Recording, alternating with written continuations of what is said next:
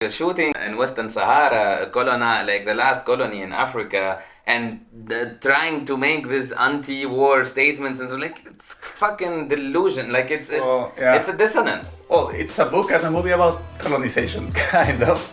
We are the radical left, the Marxists, the anarchists, the agitators, the looters, and people who, in many instances, have absolutely no clue what they are doing.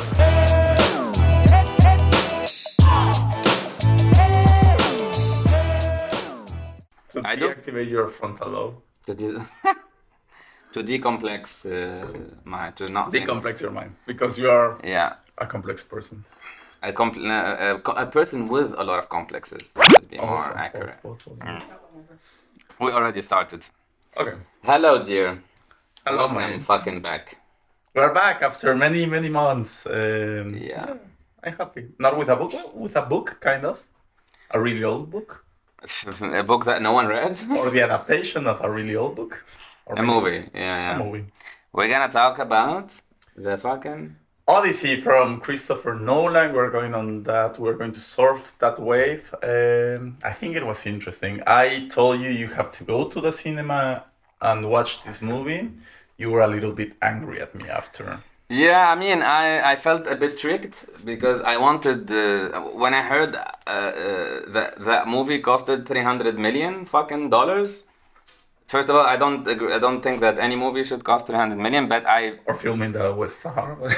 Oh, that's another topic, yeah. But I kind of secretly wanted it to fail, so going to the cinema, wasn't. And what's failure?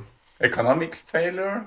For them, yeah. For Christopher Nolan, they won. 100%. They won in the capitalist sense, but maybe he failed portraying what he wanted to portray.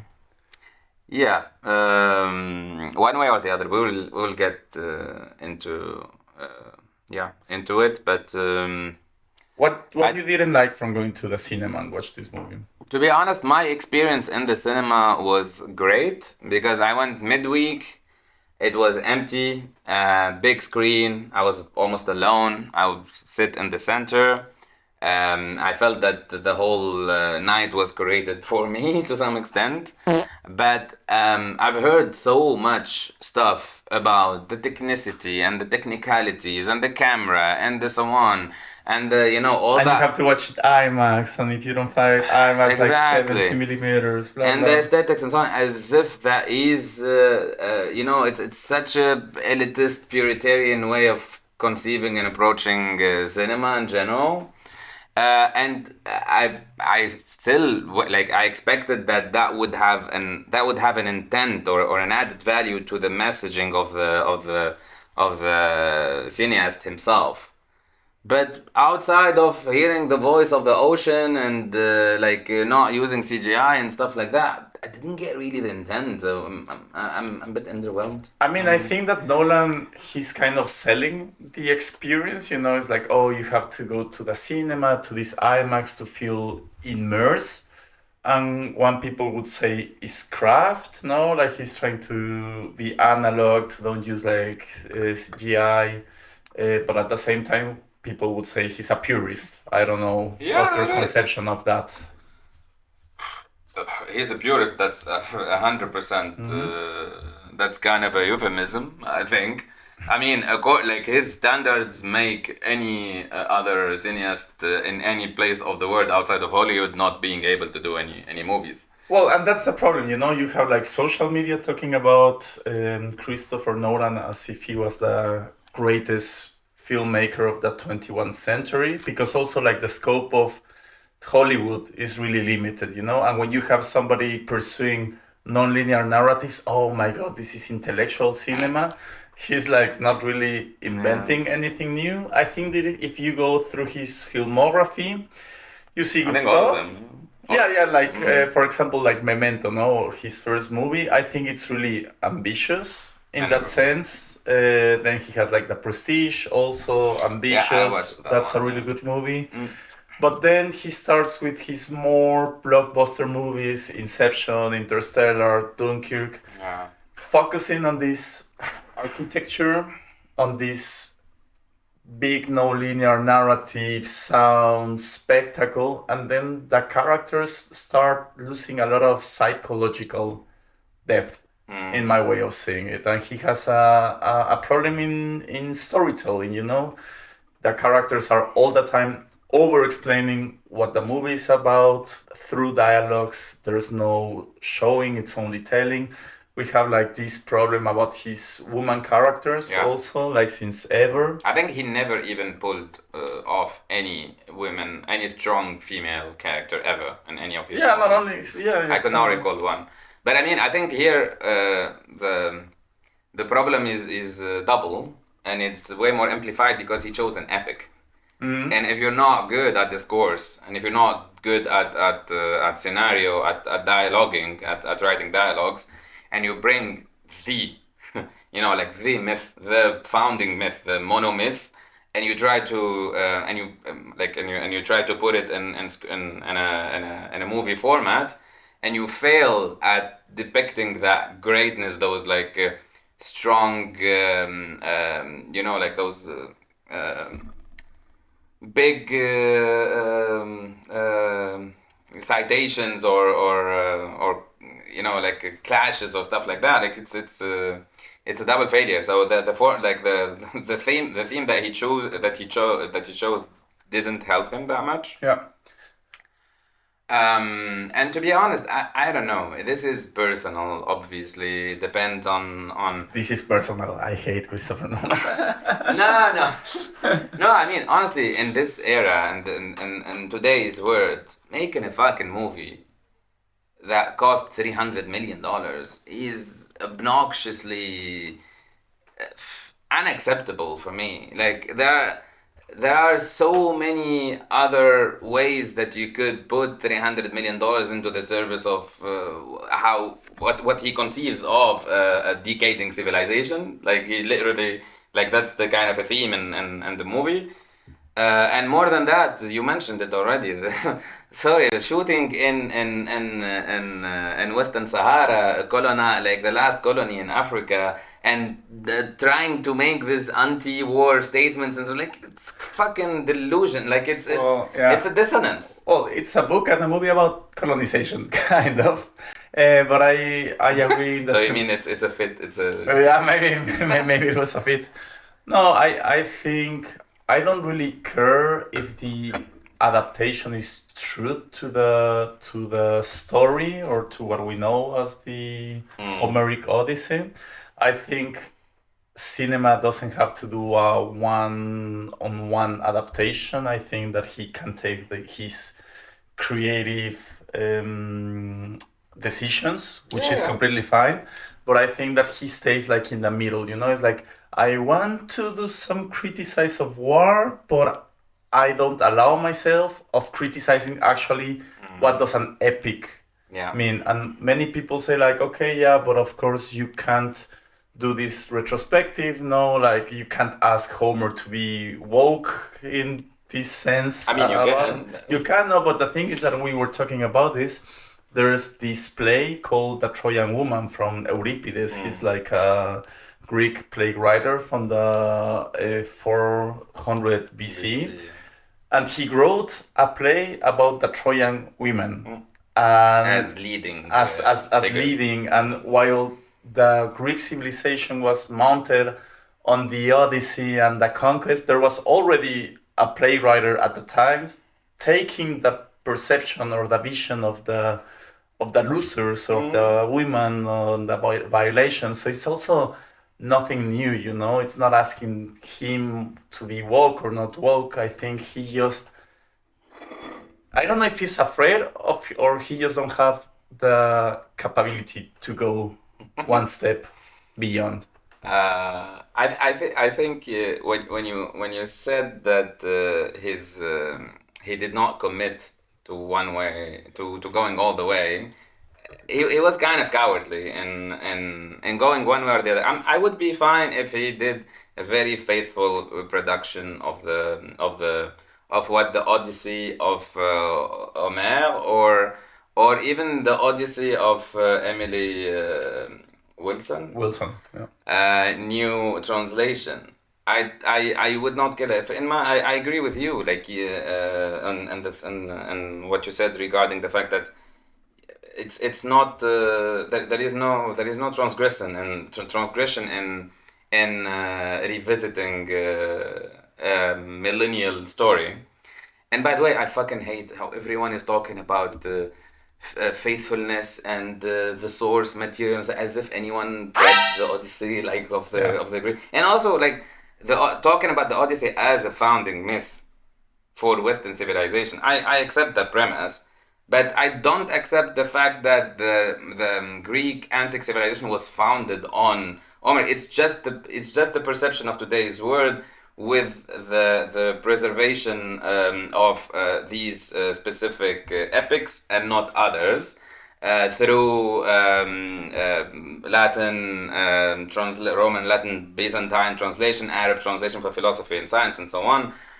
It doesn't matter to me. What I'm very sad about is that he goes 1 meter and then comes back and then Can you specify on this, like? So the monomyth, as in the hero journey, was not represented in the movie as such, in the sense of he was recalling certain memories, although in the epic it was written like that. But he's recalling memories, but he's very self-flagellating, very regretful about what happened. He's very sad. He's not that character of Odysseus that we know, the trickster, the joker, the smart one, the transgressioner, even the smart one, but that also pays for his mistakes and for his vanity. No, like and the rule and the code of the gods on what like the causal consequential synonyms of Greek wisdom in the past. So he doesn't do that. He tries to some extent to deconstruct that patriarchal male hero journey of the things, but still in that same framework of the main hero, him putting everything on his back. The last scene of the movie when he goes and saves his son and saves them. So it's not a deconstruct. Yeah, like it's the same redemption of the hero. Yeah. You know, like the hero has a moment in which he has guilt and he realizes, oh my god, I have caused war and pain and death. But then he redeems himself, and then you have like this final scene that looks like a honeymoon in which everyone happy together, without like really going into the nucleus of what actually war means. It reminds me of Oppenheimer. You watch it? Yeah, I did. Also, it's like I kind of feel guilty because I created like a bomb, but at the same time, it's the system. I'm not really guilty. But, the guilt is on the system and the president. Like, and also saying I'm the destroyer of the words at the same time. As I said, he never commits to anything in the movie. He like even like everyone. And I mean, it was really painful yesterday because I wanted to. Obviously, I didn't follow the hype at all. So yesterday I had to scroll around, scroll in social media and check YouTube and so on. And everyone obviously was bitching about the cast and Lupita and Elliot Page and so on. And when I seen that, expecting that would be like that. I would see them in the movie. Like it's like, all Matt Damon. Everyone. It's all one expression, Matt Damon, that is like so not Odysseus, but also like the uncommitted aspect of changing the other characters and making them way more influential, way more like even female characters. Helen of Troy had 3 minutes, so that whole craziness that happens for those 3 minutes that she appeared on. Penelope, also very, very passive, very, very flat character. Mm-hmm. So he doesn't commit into anything. It's just performative, and it's just a forgettable movie, kind of. Yeah, and I also think he doesn't trust like his own audience, in the sense that he's all over explaining all the time through the dialogues. Like, hey, this movie is about this, no, and then it's like, the collapse of our Bronze Age. It's like, dude, how can they know they're like in the Bronze Age? It's like a medieval They character didn't call saying, them Bronze "Oh Age, yeah, oh the collapse of the Middle Ages." But where did you? I don't remember. I don't know. I kind of strayed away in the movie Yeah. maybe, but I don't remember there was an over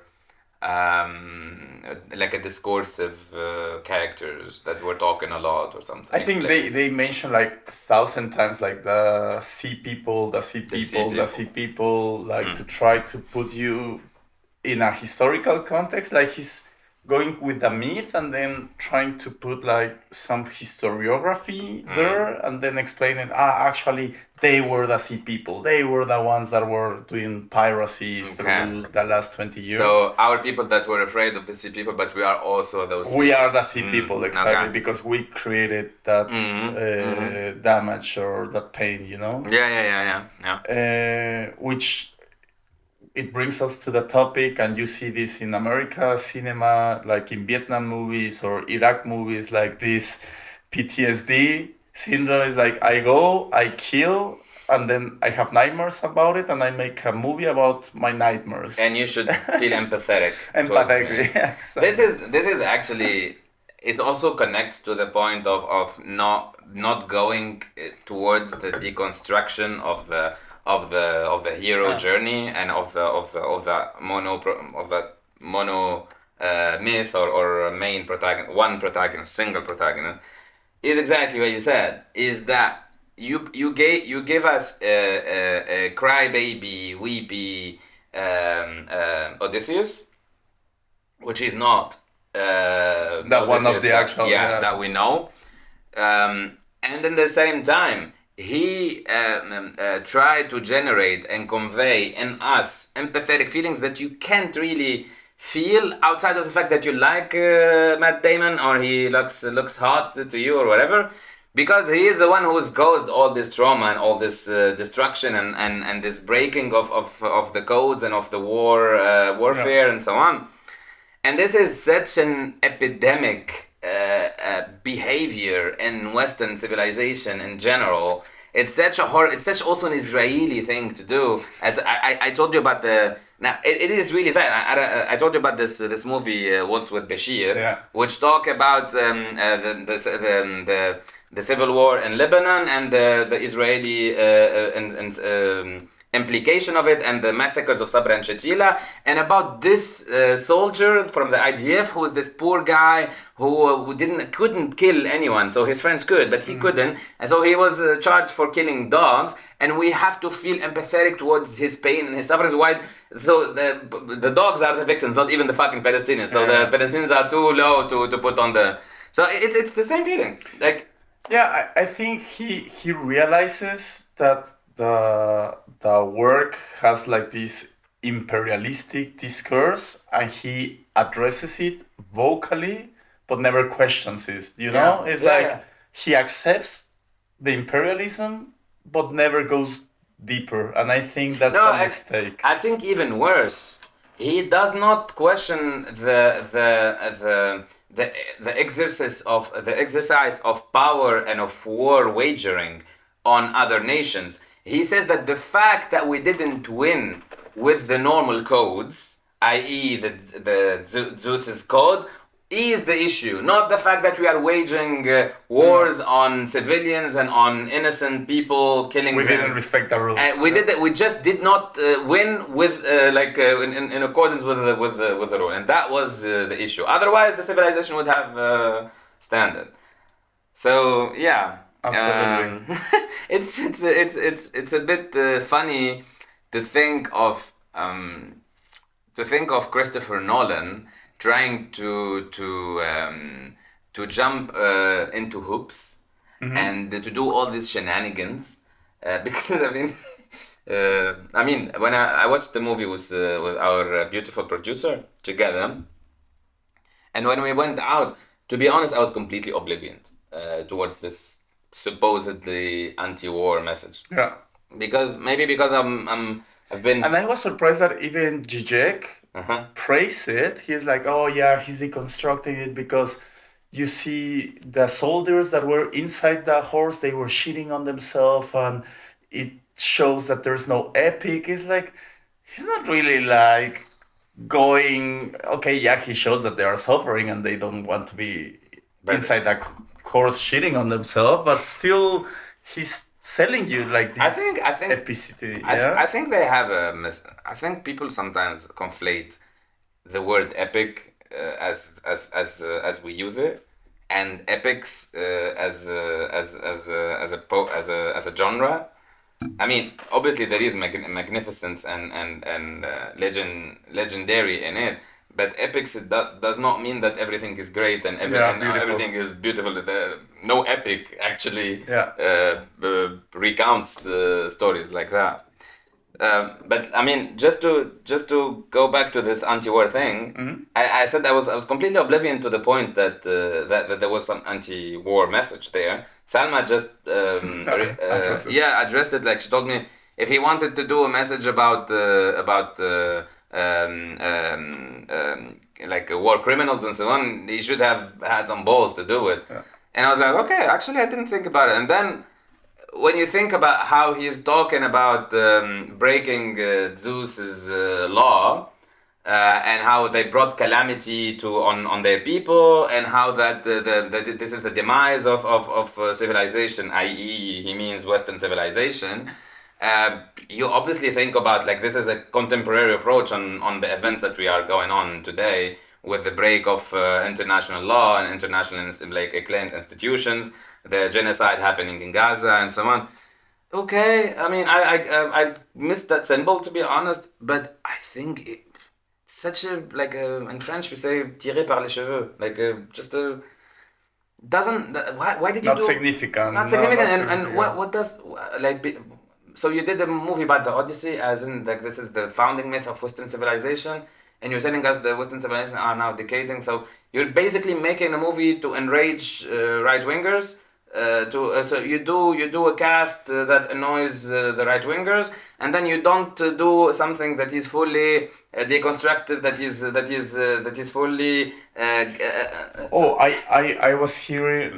was reading to some social media, and they were calling it like an anti-Trump movie, kind of. I was like, I think it's interesting to see how. What's the? I know, like, I think it's interesting to think what's the where can we put this movie in the political spectrum. No, I think this is an interesting analysis. As you said, it made a lot of MAGA people angry because of the theme of casting, of course, because how Ellen of Troy is going to be black. Because of everyone can be white, either though everything happens in Turkey. Can we talk about this?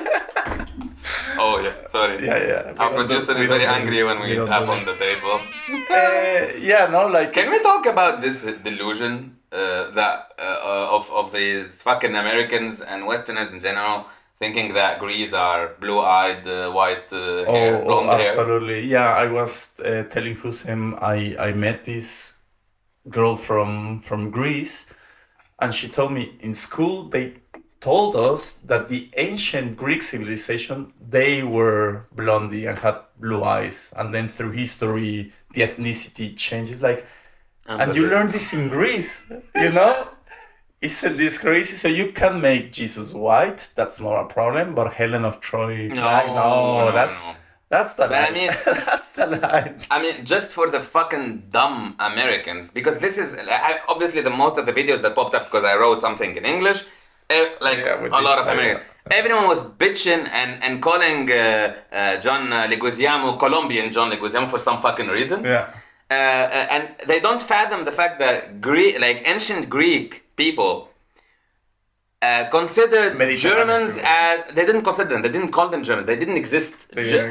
Germanic tribes were uncivilized, monstrous people. The French were not French, they were good, they were Gauls. There was no Western civilization whatsoever. The Greeks exchanges were predominantly with North Mediterraneans, Turkish people, whatever you want to call them by that time, Levantine, Persia. This is like Greece was a small little village when Persia was a fucking empire. Just to think of how they interconnected together. North African, Carthaginian, Phoenician, whatever you want to call them. the ethnic mixture of Greece at that time, having slaves and having other honorific castes that are coming from outside and so on, would not be blonde white. It would be very diverse. Absolutely.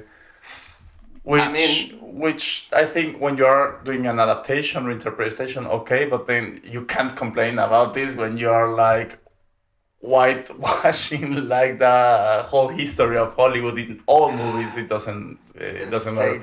You see Troy, you see like Alexander the Great, you see like all these big epics. Like, okay, what are you talking about? Didn't they just made a movie about Hannibal and about Cleopatra, where they put black actors playing main roles? Black Cleopatra. Who gave a shit about that? It's normal. Like you can depict, especially if you're depicting a mythology. Yeah. Like based on what reference are you like? Yeah. Well, and without, I don't want to get out of the topic, but we were talking. I was listening to Please get out of the topic. Yeah, I was listening to this historian. And he says, like, when I see movies like Gladiator, for example, and they bring the black slaves, and he's like, actually, the slaves were the Gauls. The slaves were the Germanics. Like, they didn't have, like, black slaves, actually. They have blondie slaves because those were the people they were conquering. So I was in a and let's finish this point and go back to the dog, because I think a lot of people will get angry, but I was in a bar fight a few weeks ago, not fight, like a conversational fight, and there was a guy who refused to believe that the word slaves come from the connotation Slav, because one of the biggest, because the first organized slave trade was from Slavic people, and the etymology comes from that. Okay. And just the connotation of having, I mean, obviously, Slavic people were enslaved throughout the history, but the connotation of having non-black slaves in today's world is a bit strange to some people, apparently. Absolutely. And I think we should jump to Emily Wilson, because I think that's an interesting topic also, because this tells you a lot. Like, for the people that doesn't know, Emily Wilson is like an academic that did a modern translation of the Odyssey. She actually translated verse by verse from Greek to English. When we say translated, she is a Greek, an ancient Greek scholar. Greek. So she is probably the most qualified person to talk about the oeuvre. And Christopher Nolan, like in an interview, he said, like, yeah, actually, I based my film on her translation, which is interesting for her translation. Apparently, I haven't read her translation.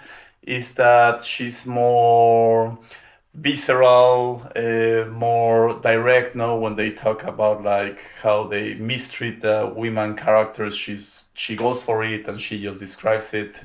While, as I understand, other versions were trying to kind of downplay those kind of things. She basically get out of this hyper glorification of the hero, whatever was done around when it comes to sexual rape, assault, slavery, assault, women, violence against women, and so on. She doesn't keep that aesthetic downplaying. She just tried it. She just put it there. Yeah. So apparently, because Christopher Nolan made quote unquote promotion on her translation, when she watched the movie, she wrote some articles just saying like, okay, I'm glad this movie's out and people are more interested into the Odyssey, but I just don't like it mistreats the opera, like the psychological depth of Odysseus is completely lost, like a lot of criticism. She says actually that all the characters are emotionally empty. Empty characters, which I agree with that criticism. And she received such a backlash Backlash. and people saying like, yeah, she's so ungrateful. Blah. Ungrateful for what? Like, he should be grateful. Like, she did like the translation. Yeah. Did she make money out of it? That's Out the of the other 300 question. million? Yeah. If you say that, I use your translation. Okay, then. I mean, I think this is a great achievement in making everyone angry. This is a movie that made everyone from all this political spectrums or beliefs in general angry. But I advise people to read the article that she wrote, because I think it was very on point when it comes to, and as you said, she is, I think, the most qualified person to talk about the Odyssey. But yeah, honestly, it made me think of reading the book that she translated, because it is a re-adaptation, obviously, or a translation with an adaptation in the sense of it's a version that is extremely approachable. It's a very plain English. Yeah, it's more easy, contemporary. Yeah. It's just like contemporary. Yeah. So definitely, something I'm hoping. Yeah, I've always dreamed of reading the Odyssey, obviously, but She's doing the Iliad also, if you want to to go for it. Yeah, but I don't know. What do you what is your take when it comes to this last, let's say, standing figure of Hollywood industry? Yeah, I mean, in the face of Christopher Nolan. I think first of all, as you say, like nowadays the movie works in a pretty basic economical, productive, capitalistic way, in the sense that the more friction it generates, the more discussion, the most clickbait, or rage bait, that's fucked up, then it's going to make more money, people are going to get more engaged. So at the end, it's a movie that has so many angles to be criticized or praised that it's just going to stand out. I think Christopher Nolan, he's not American, but like he represents like this. I mean, for me he is, but I call them all Americans. He's Anglo-Saxon. You can call him German, but whatever. No, he's Anglo-Saxon. But in this sense, he's one of these Hollywood totems because he still represents the Anglo-Saxon imperialist mindset. He's trying to do, in his eyes, deep cinema, and I have seen many interviews from him where he talk about other filmmakers like Kiarostami, and I was like, dude, if you praise so much these other filmmakers, why your films are like this? You know, it's like, if you actually saw these movies, and let's not enter in the conversation of Inception is a copy from Paprika, because that's another topic. I actually wanna touch base on the Paprika stealing situation, not on that topic, but on the anime/cinema, because go for it. But just one thing. When I said he's American, and not, I'm not saying that he's not British or I don't know. Is he British? Is he something else? He's British. Whatever. I'm just saying he's the last representative of Hollywood, in the sense of he's not a risk. When he's gonna do a movie like with Oppenheimer, he did 1 billion for a movie that cost 100 million. So he's not a risk, and he's the last cog that still function and can still sell tickets. And Hollywood is in crisis, like everyone knows it. It doesn't have the hegemony. Such a low quality, man. Yeah, it's formulas. It's really formula. And I think streaming kind of killed it to some extent, because there is, and this is where I want to go to the anime. What I find problematic with this movie that cost 300 million and so on is that in the era of this hyper consumption of streaming, non-stop formula of people having access to stories so much more than 20 years ago or even 10 years ago. you are put on a you are judged heavily on how good your story is. And when you bring a story that huge like the Odyssey, with a budget that huge like 300 million, Yeah, you need to do with something. a cast that fucking insane, like the cast that I they've have the done. feeling they talking like you have to cast this. Like this is like a producer's decision. I have the feeling. I don't know. I think so. I mean, All this A-list, Hollywood A-list. but I don't know. It doesn't hey, matter. like Yeah. you just talked about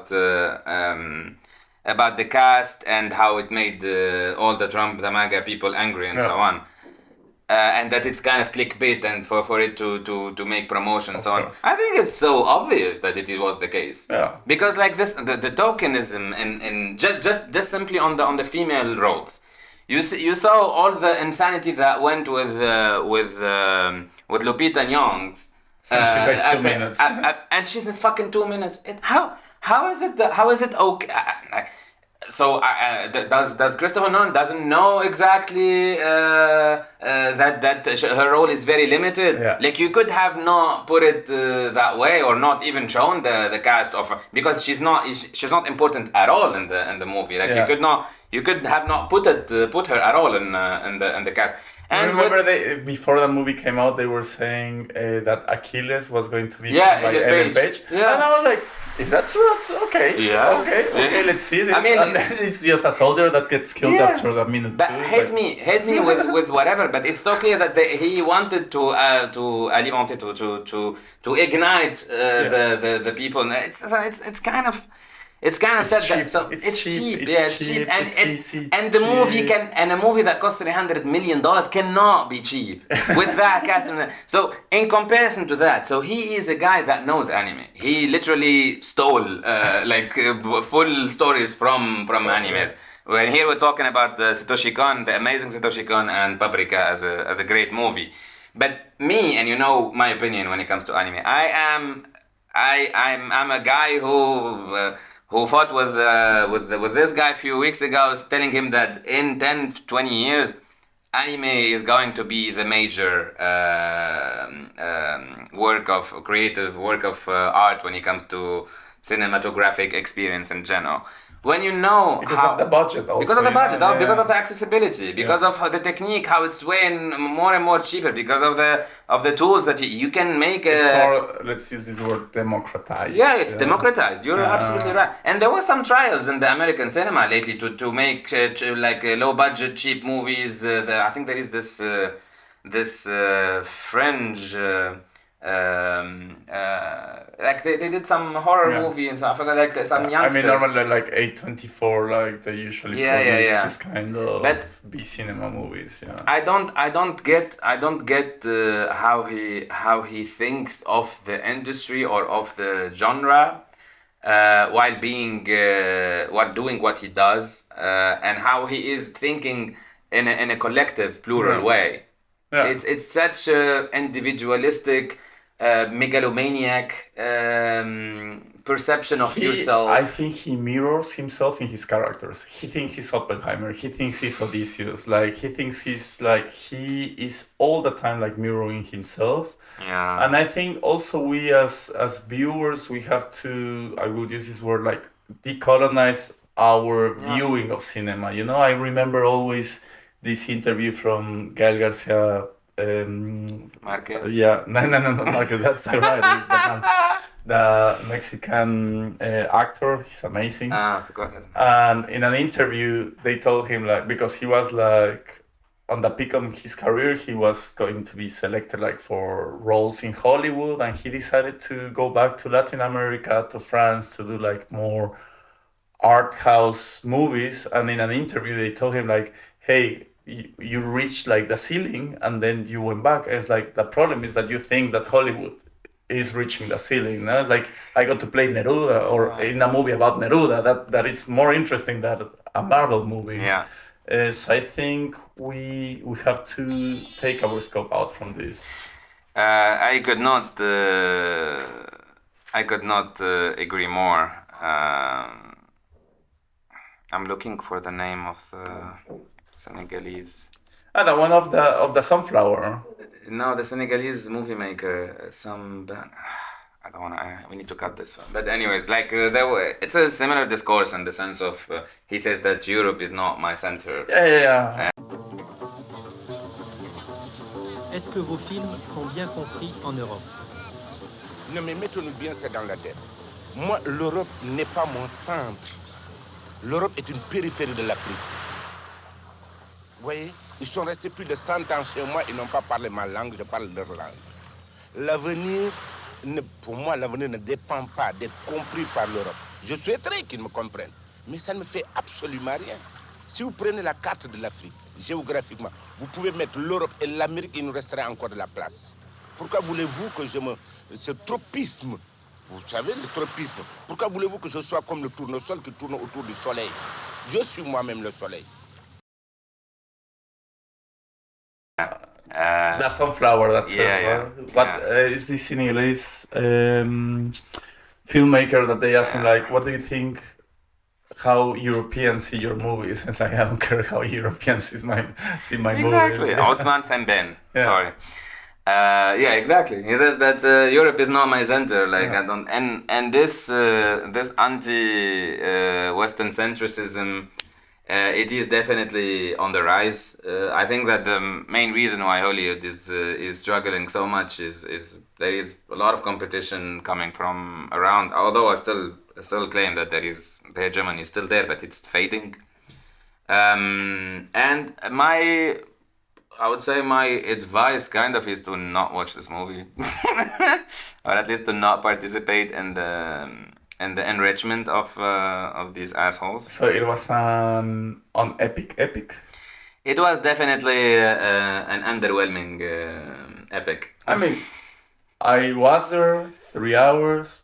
I saw it. Yeah. I got entertained. I got deaf also. Like he abuses of Everything. sound, of visuals. It's like, look how great I am. It's Look like, how how much shit I can how much do money I can put on in this your shit. face, Yeah. in your face. It's all it's all like that. It's very exaggerated, but the core is so weak and so fragile and There's no it's like superficial performative yeah. tokenization of everything, of the trans man that they brought, of the black woman that they brought, of the Indian guy that they brought. It's nothing, no depth, no. If you're going to go for it, go for it. Or don't go for it. Like, Don't stay in the middle. Make people angry, but choose, pick a fucking lane and stick to it, and do something that you believe in. It feels that he's saying he's touch basing on certain things that are required to make a movie, which is a bit of diverse cast, but also still keep the white man as the main role, but also put a lot of money and aesthetics and so on, but also don't do too much. Make him feel guilty, but not that much. Yeah, but not that much. But like warn a bit on the demise of the civilization, but don't push it too much. Like, War is bad, but sometimes you need it. But let him have his last fight, and he wins, and he. Absolutely. Well, yeah, I think it was good for. I don't know. You wanna make yourself feel better. I don't wanna complain. The thing is that I when I watch it, I knew that you were going to hate it, so that's why I told you please go watch this movie. To be honest, that is not knowing me deep, because if you met me once, you know that a movie that cost $300 million I would definitely hate. But but hey, like it's let's not be grumpy. Also, it's a nice aesthetic experience, but that's it. Yeah. And I've been. I know we had some conversations lately where I know that you've been focusing on your writing. It's going good. Lately. I've been trying to read a lot of contemporary novels, especially from North Africa lately and so on. And when I compare with a book like the one that I was mentioning, Al-Khubz Al-Hafi, I was thinking about it when I was going out of the movie. If a book like this get a readaptation, I mean, honestly, there is a lot of great stuff that could. I'm not saying that the Odyssey. I'm not saying the Odyssey is not a great Red but it's just like there are so many other cool things that are approachable. There's so many animated stuff. There's so many cinema. I mean, I think that's the problem with adaptation. Is like if you're going to do an adaptation or a remake, it's because you have something new to say. Yeah. It's like the same thing that happens with all the Disney remakes. It's like if you're doing a remake, it's because you have a new point, a new perspective, something like that. It's bold. But if you're going to take the same story just to tell the same stuff, then why you waste so much money on What's that? the intent? Yeah, what's the intent? But next time we will go back to literature. Yes. Cinema is everything is literature, but No,